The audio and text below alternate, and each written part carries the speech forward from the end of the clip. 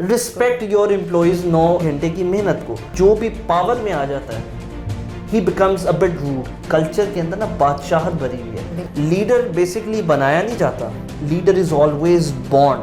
Leader तभी बन सकता है जब उसके अंदर एक बहुत दिल से पैशन हो, वो दिल से काम करे। जो कोई नहीं सोच सकता ना, वो सोचता है। और अक्सर औकात उसकी सोच पे लोग हंसते भी हैं। लीडर फिर वही पैदा हो जाता है जब वो सारे ना को हाँ करवा देता है। लीडर के बड़े ख्वाब होते हैं ना, तो उसकी मुश्किलें भी उतनी आती हैं।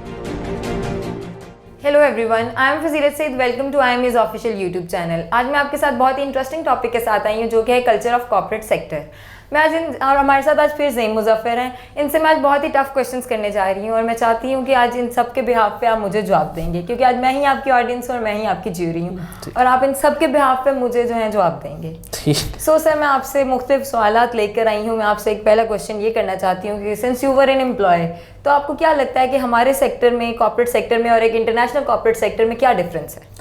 अच्छा, इंटरनेशनल मार्केट में और पाकिस्तान की मार्केट में कुछ सिमिलैरिटीज़ हैं और कुछ डिफरेंसेस भी हैं। मैं थोड़े थोड़े पॉइंट्स आपको हाईलाइट करूंगा। I can not highlight all the points, but इसमें जितना मेरे पास इंफॉर्मेशन है मैं आपको वो शेयर करता हूँ। बोथ पार्टीज, इंटरनेशनल हो या पाकिस्तान हो या इंटरनेशनल हो, वर्कलोड बहुत दिया जाता है एक एम्प्लॉय पे। आपकी ड्यूटी आवर्स 9 घंटे की होती है। रिस्पेक्ट योर एम्प्लॉइज 9 घंटे की मेहनत को। आप उस 9 घंटे में उसको उतना काम दे जितना वो कर दे। अब होता क्या है कि नॉट एवरी कंपनी इन पाकिस्तान, बाहर के मुल्कों में थोड़ा सा फिर भी रिस्पेक्ट दिया जाता है इस मैनर में कि जब वो 9 घंटे के बाद अपनी शिफ्ट इंक्रीज करते हैं, उसकी एक एक्स्ट्रा पेमेंट दी जाती है, which we call over time payment. But Pakistan में not every company is giving those things. अब दोनों में जो सिमिलैरिटीज मैंने नोटिस करना की कि जो भी पावर में आ जाता है he becomes a bit rude. जो आपके सीनियर एग्जीक्यूटिव्स होते हैं, जो आपके सीनियर मैनेजर्स होते हैं, they are very rude to their employees. और राह चलते वर्कलोड इतना दिया जाता है कि एक एम्प्लॉय इतना स्ट्रेस हो जाता है कभी कभी कि उसकी पूरी सोशल लाइफ, उसकी पर्सनल लाइफ बिल्कुल इफेक्ट हो जाती है। बिल्कुल ऐसा ही है। तो अब मैं आपको एक और एक्सपीरियंस शेयर करता हूँ। When I was an employee, once I went for an interview. एक कंपनी थी एविएशन की in Dubai, and there was a British gentleman and there was a Pakistani gentleman over here. And surprisingly, Pakistani gentleman came very hard on me, and I was quite shocked. पता नहीं क्यों, but वो बाद में समझ आई असल में problem ये है कि हमारी कल्चर के अंदर ना बादशाहत भरी हुई है, क्योंकि रूट जो हमारी नस्ल है वो मुगलों से टच होती हुई आ रही है।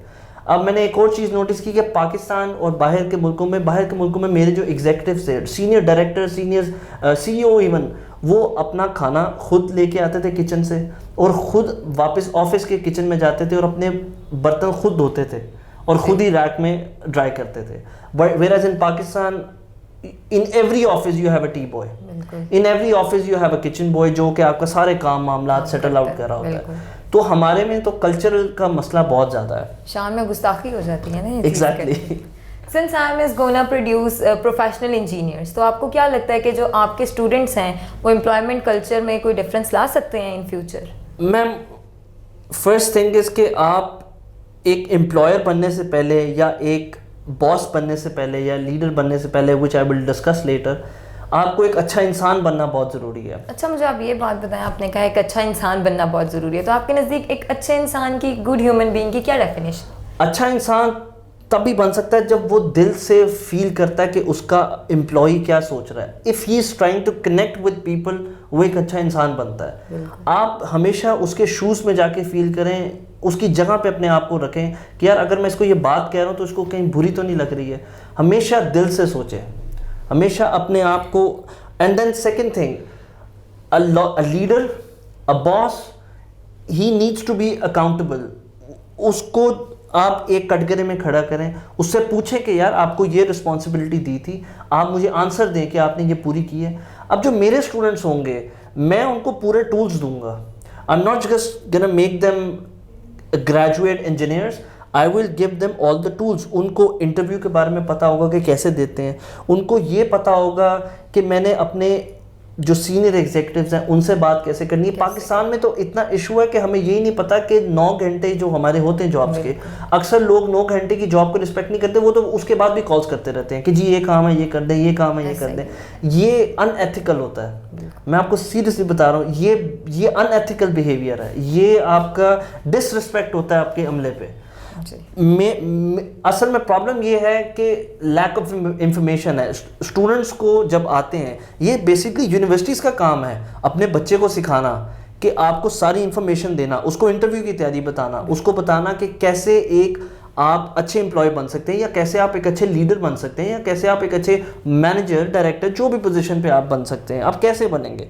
तो मेरा इदारा उनको एक अच्छा इंसान बनाएगा, उनको एक अच्छे टूल्स प्रोवाइड करेगा, और on the top I will make sure कि वो कभी भी किसी से रूड बात ना करें। आई विल मेक श्योर कि वो बहुत ही अपने मुल्क से मोहब्बत करें, अपने काम से मोहब्बत करें, ना कि सिर्फ काम को ऐसा रखें कि ये मेरे लिए सिर्फ 9 घंटे की नौकरी है।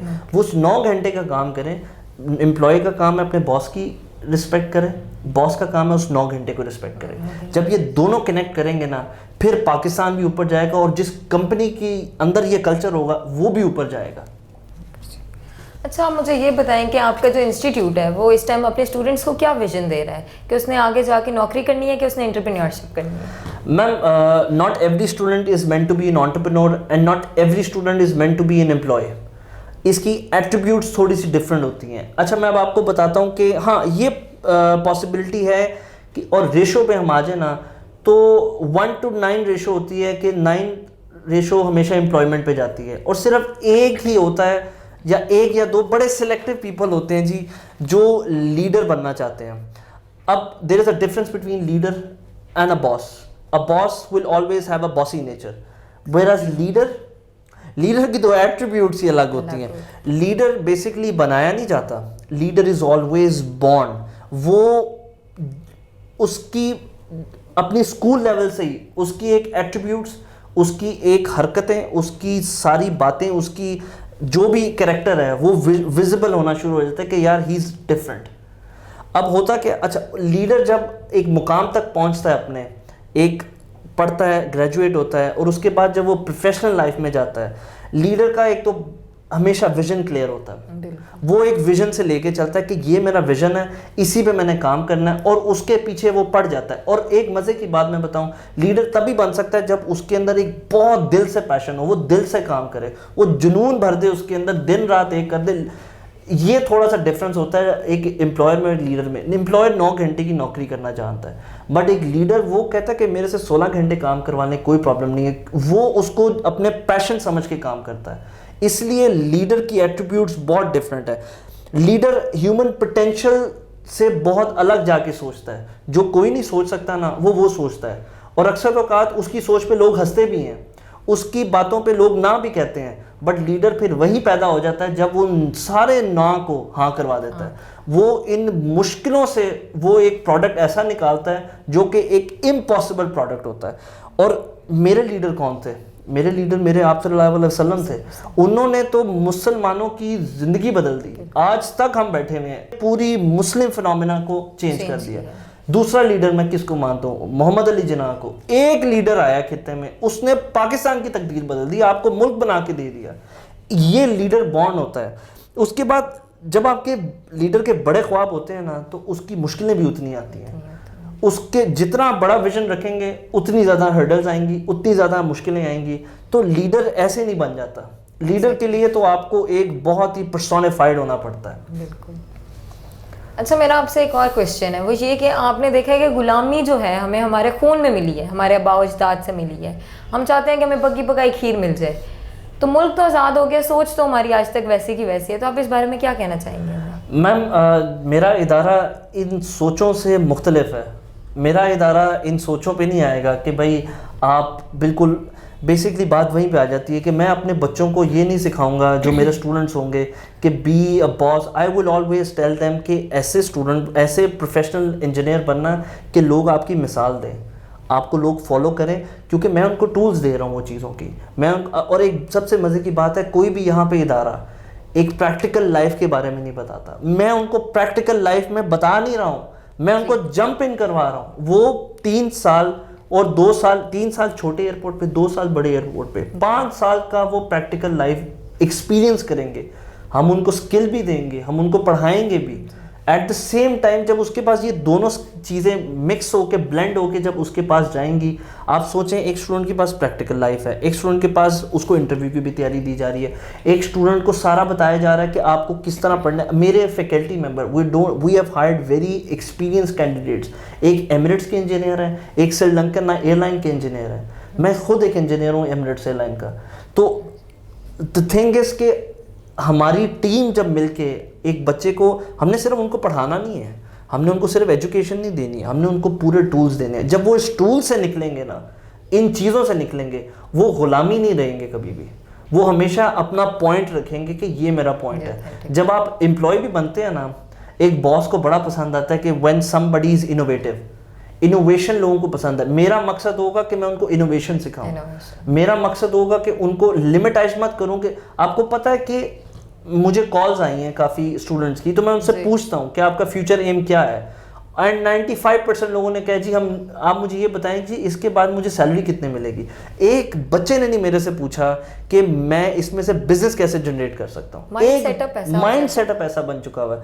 बट मैं अपने स्टूडेंट्स को बताऊंगा कि इसमें से देखिए वही बात आ जाती है कि एम्प्लॉयमेंट का एक अलग फेज होता है, एक बिजनेसमैन का एक अलग फेज होता है। अब वो मेरी जिम्मेदारी है ना कि मैं अपने बच्चे को आइडेंटिफाई करूं कि यार ये अच्छा एम्प्लॉयर बन सकता है, ये बिजनेसमैन एविएशन में ही बड़ा अच्छा बिजनेस कर सकता है, या ये एविएशन नहीं तो ये किसी और बिजनेस एरिया में जाके बड़ा अच्छा फ्लरिश करेगा।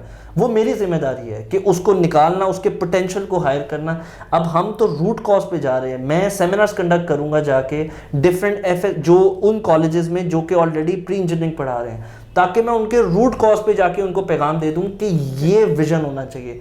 अब जब वो मेरे पास आएंगे, थोड़ा सा तो वो पहले ही प्रिपेयर हो गए होंगे, और जो 5 साल आप मेरे साथ गुजारेंगे मेरे स्टूडेंट्स, उनके बाद तो मैं उनको स्टूडेंट नहीं, एक प्रोफेशनल लाइफ के बारे में सिखा के एक पूरा पैकेज बना के भेजूंगा। उम्मीद है कि आपको मेरा प्रोग्राम बहुत अच्छा लगा होगा। इसके साथ अपनी मेज़बान फजीलत सईद को इजाज़त दीजिए और जाते जाते बेल आइकन को भी प्रेस कीजिए और हमारे चैनल को सब्सक्राइब कीजिए ताकि आप हमारे मोर अपडेट्स लेते रहें।